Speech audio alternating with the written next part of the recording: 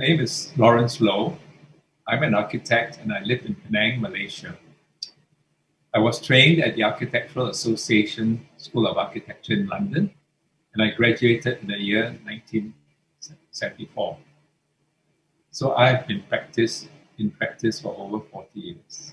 I basically do both conservation work as well as new build work.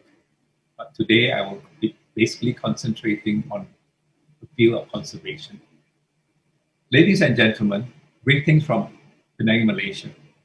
Before I begin, please let me express my sincere thanks to the Association of Siamese Architects for inviting me to speak. Spirit of Place is the unseen, secret dimension of mature sites that convey a timeless quality. They possess an aura that draws people to them. Such sites retain and transmit a sense of well-being and belonging. The Chong Fat Si Mansion, also known as the Blue Mansion, was such a place.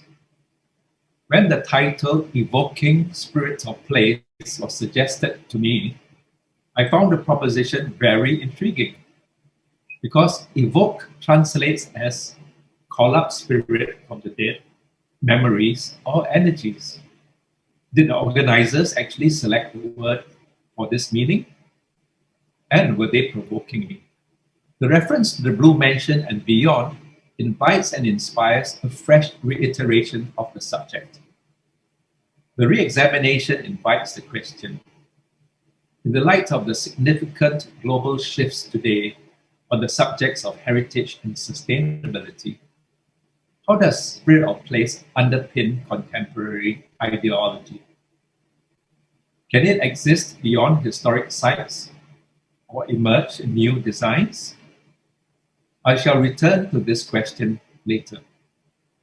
Let me first share with you the basis of what shaped my core beliefs and governing principles about conservation, and how the ideas about Spirit of Place that were revealed to me placed me on a new plateau that gave me a 360-degree view of the heritage world, to engage in a continuous act of self-renewal and purposeful thought creation. From within the indigo walls of the mansion, I was transported on many occasions to other equally wondrous sites that served to reaffirm my discoveries and my observations. In the process, my engagement extended by default beyond their immediate settings to global issues, placing heritage at the heart of a wider agenda for cultural sustainability. My understanding evolved through years of immersion in restoring and activating the Chong Fat Si Mansion in Penang. And from the very beginning, I would periodically experience encounters of an esoteric and mystical nature. This told me that it would be a very special and unique place. It also charted a new course in architecture for me, one that sent me sailing into unexplored waters. As an architect, I had always wanted to understand and deep dive into the subliminal side of design and art, to assemble a vocabulary to inform on my work and to support it with an approach that gelled with my temperament, ideals, theories, and beliefs. Since my early days in architecture, I posed the question, what gives a place special meaning? In my search for a universal principle or truth to drive and develop my own path in design, architecture, and conservation, I prevailed on finding the answer. Lao Tzu once said, "The way is without form or quality, but expresses all forms and qualities." I came across the essence of what he said when I found the cave of the Eight Immortals, perched on a cliff covered in mist in mountain Lushan, which is a World Heritage Site in China. I kept being drawn to Lao Tzu's quotation, which conveys an ephemeral meaning. The more I tried to distill the essence of its meaning, the more I was left with profound impressions of what it is not. So I can only share moments and ideas that may help illuminate the concept in both direct and indirect fashions. In conservation terms, I believe that the way that is without form or quality refers to values that are intangible. The way does not remain still. It is in perpetual motion. and is in a constant state of transformation. This is the spirit. The expression, forms and qualities refers to values that are tangible. It is a physical condition that is grounded and material. This is place. The intangible and the intangible are eternally fused together to give meaning, worth, emotion, and mystery to a place. Laurence, how his philosophical statement still resonates after over 2,000 years. Its longevity suggests that the concept of spirit of place is a truth that defies time. The notion of spirit of place extends back to the days of the Romans when they called it genius loci, which referred to the guardian spirit or the sacred character of a place. When referring to culture, the writer Laurence said, "The most important determinant of culture, after all, is the spirit of place, the unmistakable signature of a place." The writer that is quoted most often on this subject in contemporary times is Christian Norberg Schultz, who wrote the book Genius Loci, Towards a Phenomenology of Architecture in 1976, in which he said, "The spaces where life occurs are places. A place is a space which has a distinct character.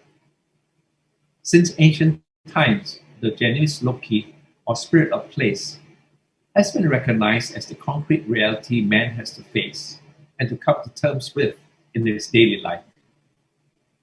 Architecture means to visualize the genius loci, and the task of the architect is to create meaningful places whereby he helps man to dwell. It is the phenomenon that continues to occupy the minds of a variety of thinkers, including that of the geographer Yu Tuan, who wrote, "What begins as undifferentiated space becomes place when we get to know it better and endow it with value." To the urban man, the forest is just a bunch of trees, but to the original people, or Orang Asli, as they are called in Malaysia, their ownership boundaries are as clear as day.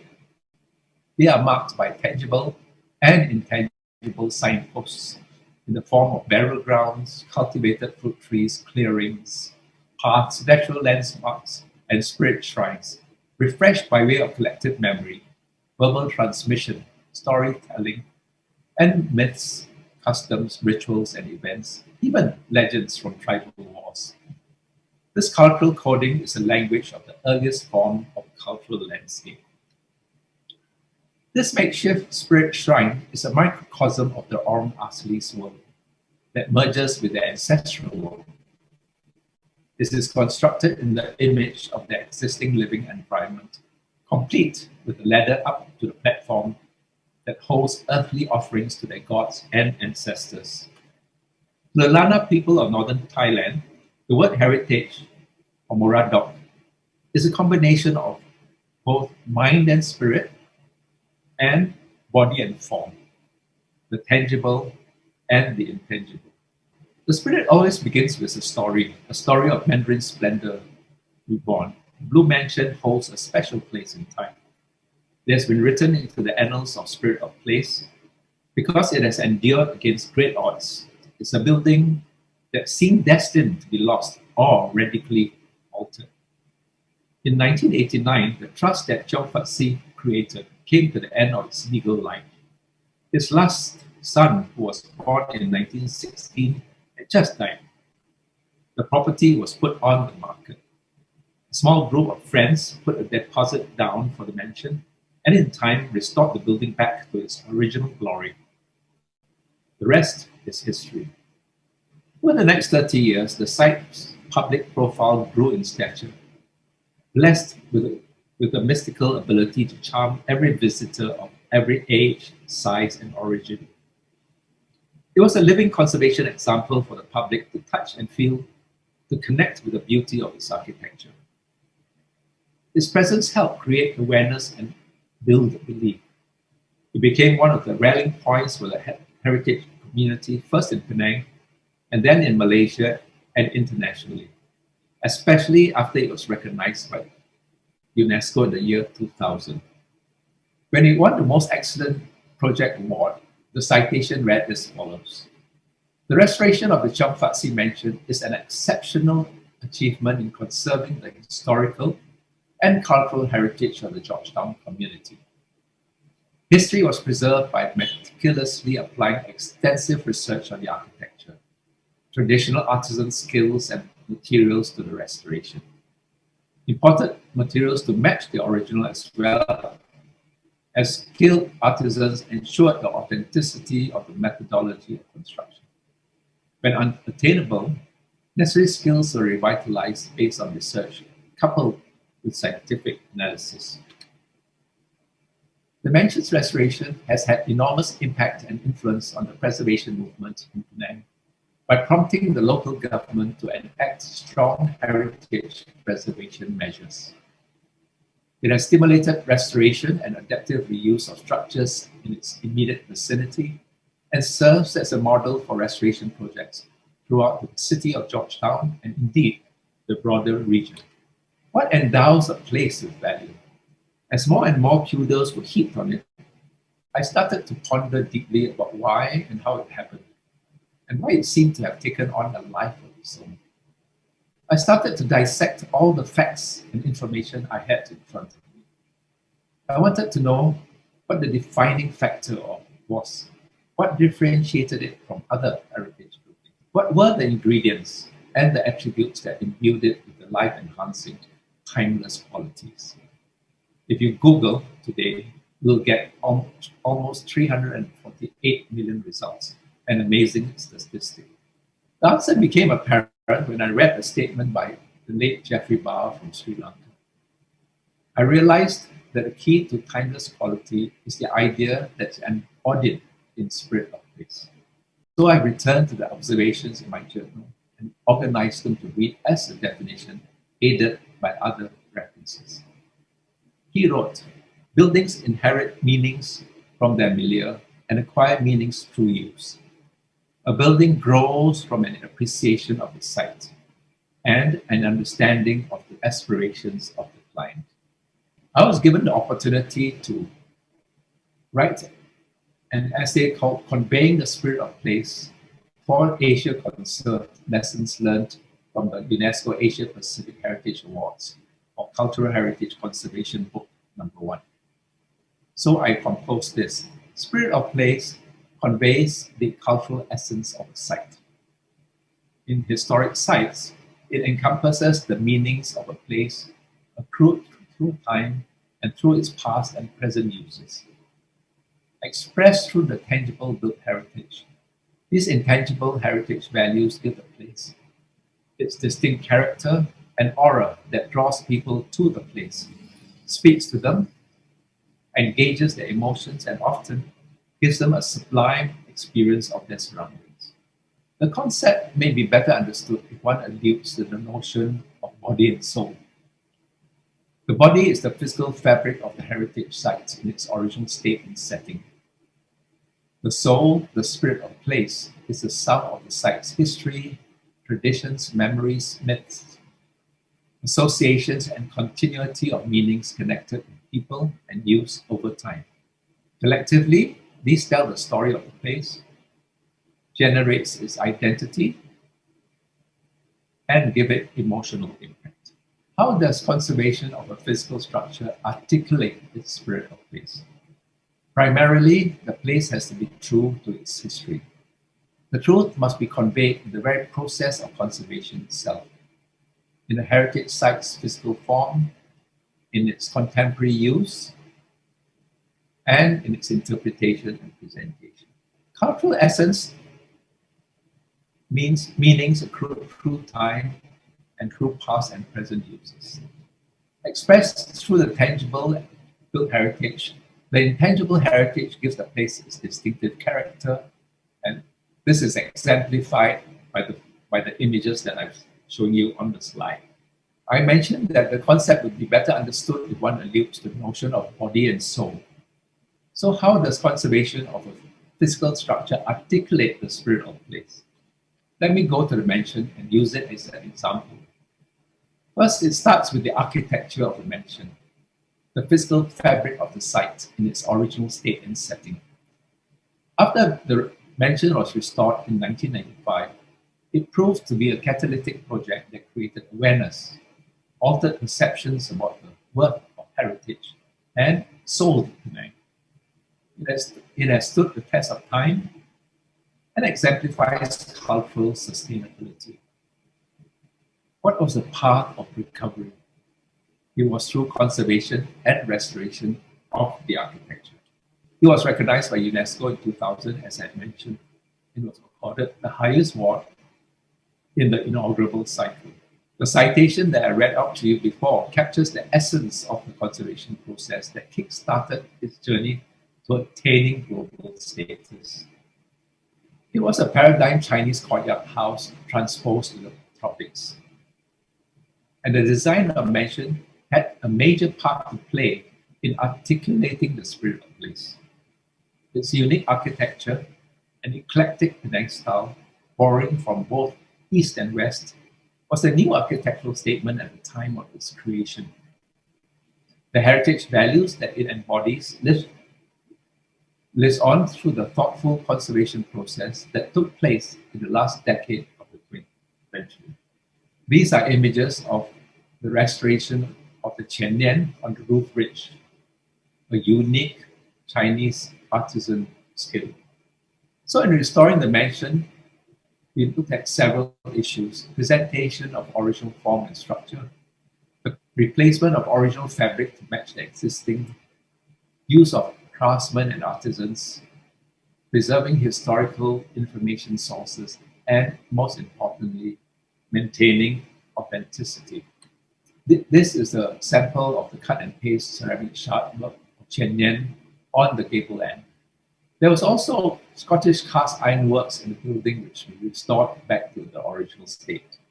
Timber restoration that took place, replacement of granite pavers, there were Art Nouveau stained glass windows, all of which had to be restored using original material. So the question is still asked, how does conservation of a physical structure articulate the spirit of place? Primarily, the place has to be true to its history. It was false granite painting, gold leaf gilding, and the statement is that the truth must be conveyed in the very process of conservation itself, in the heritage site, in its physical form. As I mentioned before, the spirit of place embodies body and soul. What is the soul? Right? The myth of blue is part of the soul. The myth. The question comes often to us, was the building always blue? And the answer is yes. To repeat what I said in the definition, the soul, the spirit of place, is a sum of sites, history, traditions, memories, myths, associations, and continuity of meaning, connected with people and used over time. Collectively, these tell the story of the place, generates its identity, and gives it emotional impact. Within the building, there's a beautiful central courtyard. And the mystery of the place was ultimately exemplified by a discovery I made in the mansion itself. There is a chi point or vortex of universal energy that is located at the center of the main courtyard. Constantly unseen chi energy, as expounded by all Feng Shui practitioners, flows outwards from this energy well and fills the space, giving users a sense of peace and tranquility. This discovery alone was enough to convince me to devote time to understanding all forms and qualities associated with the aura of places.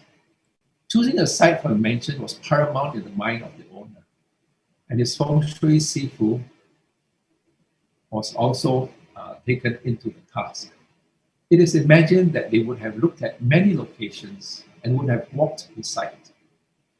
Fortuitously, they discovered that in the early times, before the Cape of Georgetown was cleared of jungle, there existed somewhere roughly in the middle of the present property an old native prayer site.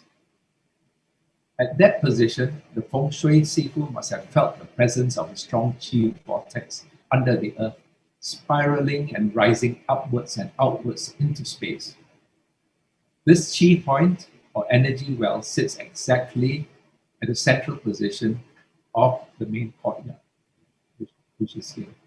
The building was then laid out as a traditional three-bay Chinese courtyard house to house 3 generations in accordance with Feng Shui principles based on Zhong Fatzi's astrological attributes.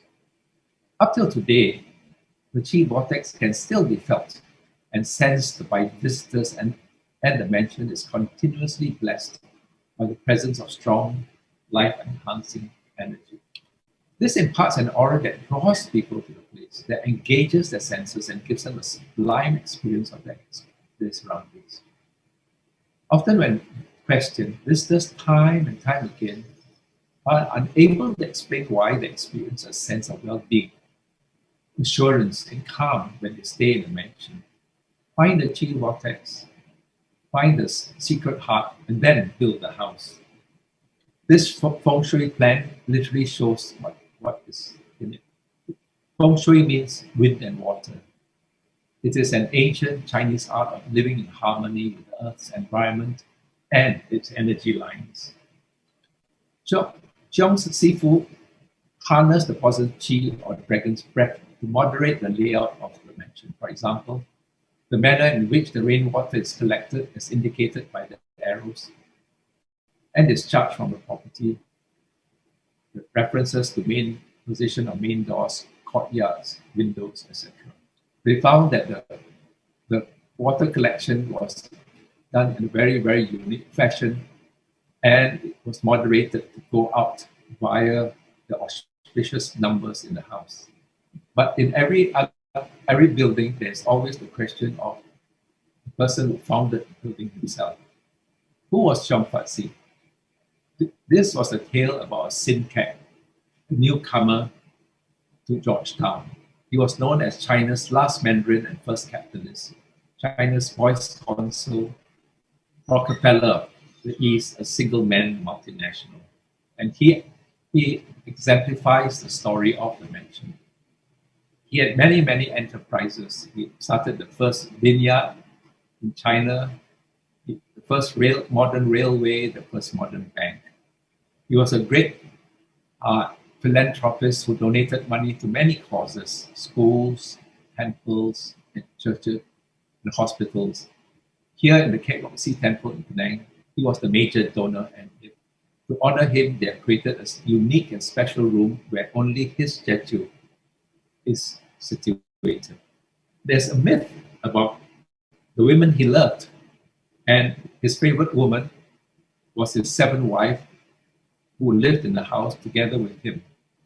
And there have been many, many tales about the romance of the times. There's also a myth about limited access to the house. And so when the homestay was created, the hotel was created, the myth of limited access was reinforced by ensuring that access to the building was via only a particular door and when permission had been sought. We understood that the experience of the house would be heightened through immersion. And it was very clear that the most important way to maintain the spirit of place was to maintain the cycle of life and to bring life back to what it has always been, which is what is happening at the moment. Also, when we spoke about contemporary use, we had to look at appropriate adaptation of the building. There were many, many suggestions, but in the end, in order to restore it back and to retain the cycle of life, we decided that it would have to be a place where people would live, sleep, and eat together. So it became either a homestay and later on a hotel. Keeping the myths alive, we do it by creating guided tours. And we bring people into the building and we give them access to stories about the place, balancing history by sustaining the true story. So we call our guides knowledge keepers and storytellers who who continue to bring stories of the place, to help people relive memories and point out to discoveries like the Chi Vortex. And then there are also the urban legends and legacies. When we first undertook conservation of the building and became clear that our mission was primarily to save the building for future generations, a lot of people donated their furniture to the place. And I dare say that it is the only hotel in existence where everything has been donated or borrowed. To continue celebrating the soul of the place, special events take place. So there are parties, there are weddings, there are celebrations, and there are events. And this continues to animate the place and keep the soul alive. Everybody wants a piece of the place. So people come and do photo shoots, they'll do wedding sessions, they'll do amazing events, which continues to make the place more sought after by visitors who want to really look for Instagrammable locations. It's written about and immortalized in films and media. Let me return to the question I posed in my introduction. I suggested that the phrase, the blue mansion and beyond, inspires a fresh reiteration of the subject and invites the question, in the light of the most important and significant global shift today around the subjects of heritage and sustainability, how does SOP or spirit of place underpin contemporary ideology? Can it exist beyond historic sites or emerge in new designs? If the expose that I've shared with you up to this point sufficiently convinces you that spirit of place has a strong linkage to understanding the quality of historic sites, and thus offering a possible reason to conserve them, then permit me to position it within the context of modernity. It is clear that my definition of spirit of place is not promoting preservation per se. That is the culture of the cult of the past. It is about living values, celebration of the present. And my belief is that living heritage can be a driver of sustainable development. So whatever the issue of place arises in any conversation, its spirit must be given consideration. On a personal level, there are four facets of understanding spirit of place which have enhanced my architectural design and approach: sustainability, the use of color and art, the incorporation of the Chi Vortex in new designs, and Chinese philosophy and sustainability, i.e. living values. But how do we promote the idea of spirit of place beyond the indigo walls of the blue mansion? On my suggestion, the notion of spirit of place was overtly introduced in the UNESCO Heritage Awards in Criteria A in 2004, which states the articulation of the structure's heritage values in order to convey the spirit of place through the conservation work. With the introduction, the idea started to pervade the consciousness of entrants as the awards gained traction, recognition, and momentum beyond the realm of the blue mansion. But whatever the impact, the facets of the concept remains a constant part of the narrative. How does spirit of place underpin the shifts in contemporary ideology? That was my question that I asked before, right? In celebrating continuity, we had to start to look at new ideas that impinge and use the spirit of place. In the next few slides, I will be talking about what I've called spirit of place applied to design, where I use some of the discoveries in new build projects, in particular the Chi Vortex, which I spoke about. Call it a bit of reverse engineering, if you wish. So if you look at Indigo, the restaurant that is up on the slide, originally we thought of using existing heritage attributes. So the features that you see in the image on the right is of the existing building. But how do we give it a new contemporary interpretation? How do you look at reversible interventions and the use of modern materials? Or how do you reuse and recycle modern materials to demonstrate local values?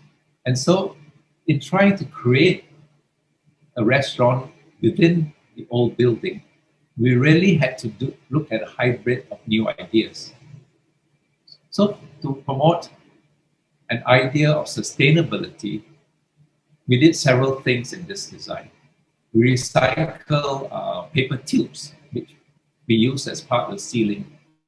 We got a living heritage treasure of Penang to design and manufacture the lanterns.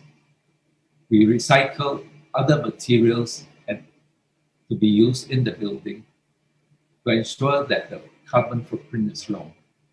So these are some of the things that we thought we could responsibly do to create new ideas within the old.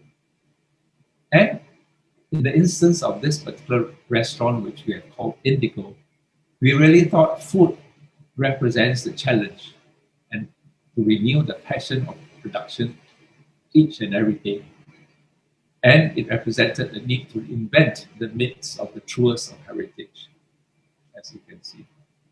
Here, we tried to even celebrate the continuity of ideas and the myths. We recycled the carpet that is hung onto the vertical wall against a background created by an artist. And we used the theme of a poem that I remembered reading in the garden of the fisherman's net in Suzhou, China, which said, "On a full moon night, you will see 3 moons." So if you look at the photograph, I invite you to see where the 3 moons are. The food represented with a touch of the color, another view of the restaurant using recycled materials and collectibles. To move beyond the walls of the mansion, we looked at doing a landscape garden in the side compound. And here, we really looked at how we could recycle existing materials that we had found on the site. We looked at the spirit of place and we looked at what the word itself, garden, would really constitute of. And we found that the word yuan, which is garden, was composed of 4 different characters, as you can see, a pavilion, a pool, a rock, and an enclosure. And all those things went into our design. And here we also looked at the 5 elements that are apparent in any landscape in Chinese landscaping methodology: wood, fire, earth, metal, water. All this went into the garden. And here you see as we progressed how the garden took shape. In the process of moving beyond the Windigo walls of Chongpatsi, we started to look at other historic sites. And we discovered in our exploration of the chi vortex of energy that there was a physical representation of it if the eye could see. So here you see the presence of energy or spirit ops which gather in places where energy is strong or where there's celebration of festivals and events. And we have started to see how this would actually contribute to ensuring that the spirit of place is actually strengthened and transmitted. I mean, simple thing like if you look at the images on the right, during the 7th moon, they call it the Festival of the Hungry Ghosts. Spirit ops actually gather in places which are, they feel very comfortable. But how do we apply it to new designs, right? So I created the modern version of the Chi Point in this house that I designed in Penang. I built the whole house around the courtyard and the main family kitchen. And if you can see from the little diagram where the circle is, the control of the house radiates from that point. From the position in the open kitchen, the mistress of the house can actually look into the dining room, through the courtyard, out into the car park, across into the tuition room, down into the living room. And we found that the Chi point also represents what we call the epicenter of control. We tried to dismantle conventional expectations of what a house is. And we broke down the boundaries between indoors and outdoors. We use courtyards as spatial connections between communal and private spaces, as organizing elements and as environmental filters all around the chi point. So we call it weaving the tangible and the intangible in order to create a sense of place. The flow of the intangible weaves itself throughout the structure like the silver strands of songcat, which is a method of creating patented materials. We draw the water in and collect the energy and move it around the heart, creating a condition of balance and an aura of completion. This is the ultimate agenda in the search for identity and timelessness applied in the modern building. Let's fast forward to the 2021. Last year, several criteria for UNESCO awards were introduced, especially in relation to the concept of sustainable development. Spirit of place still remains as one of the criteria. However, it will be interesting to see whether sustainable development actually contributes to strengthening spirit of place. In this project, which was given the special recognition for sustainable development in the 2020 UNESCO Awards cycle, this slide shows conservation methodologies and actions. They talk about co-management, capacity building, cultural continuity, community economy, and rebranding. The project developed a unique research-supported conservation methodology for the conservation of rural capital in a metropolis where conservation policies and strategies are often biased towards the urban areas. The project was carried out through the 5 conservation action areas: rehabilitating a once abandoned co-management practice of agricultural landscape, reviving the rural community through a network of development and capacity building, strengthening village governance and management structures for communities and structural continuum, building a creative and self-sustaining community economy, and rebranding rural landscape heritage. And here they demonstrate in little diagrams how these 5 conservation ideas are put together in various little systems of merging building together with landscape. But what is interesting is that at the end of it, when they put it all together, they summarized it as values and spirit of place. And this is how they started to look at how to keep the place sustainable.